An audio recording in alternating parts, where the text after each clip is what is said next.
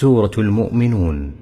بسم الله الرحمن الرحيم. قد أفلح المؤمنون الذين هم في صلاتهم خاشعون والذين هم عن اللغو معرضون والذين هم للزكاة فاعلون والذين هم لفروجهم حافظون إلا على أزواجهم أو ما ملكت أيمانهم فإنهم غير ملومين. فمن ابتغى وراء ذلك فأولئك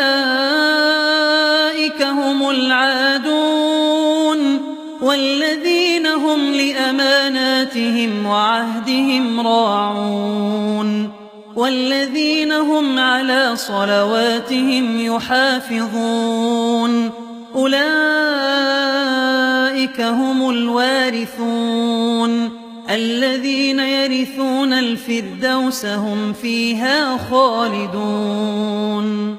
ولقد خلقنا الإنسان من سلالة من طين ثم جعلناه نطفة في قرار مكين ثم خلقنا النطفة علقة فخلقنا العلقة مضغة فخلقنا المضغة عظاما فكسونا العظام لحما ثم أنشأناه خلقا آخر فتبارك الله أحسن الخالقين. ثم إنكم بعد ذلك لميتون ثم إنكم يوم القيامة تبعثون. ولقد خلقنا فوقكم 7 طرائق وما كنا عن الخلق غافلين. وأنزلنا من السماء ماء بقدر فأسكناه في الأرض وإنا على ذهاب به لقادرون.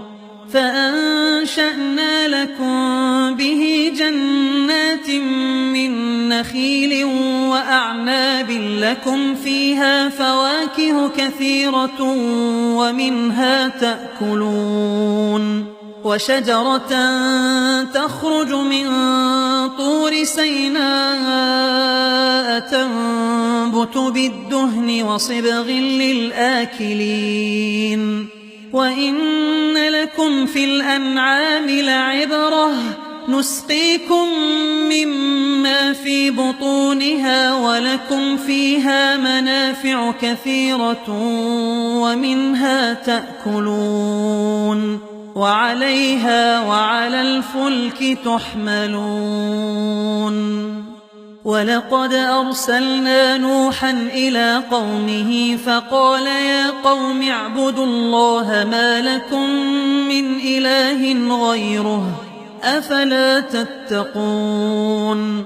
فقال الملأ الذين كفروا من قومه ما هذا إلا بشر مثلكم يريد أن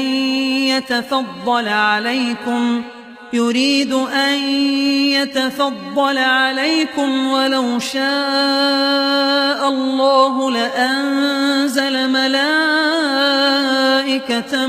ما سمعنا بهذا في آبائنا الأولين إن هو إلا رجل به جنة فتربصوا به حتى حين.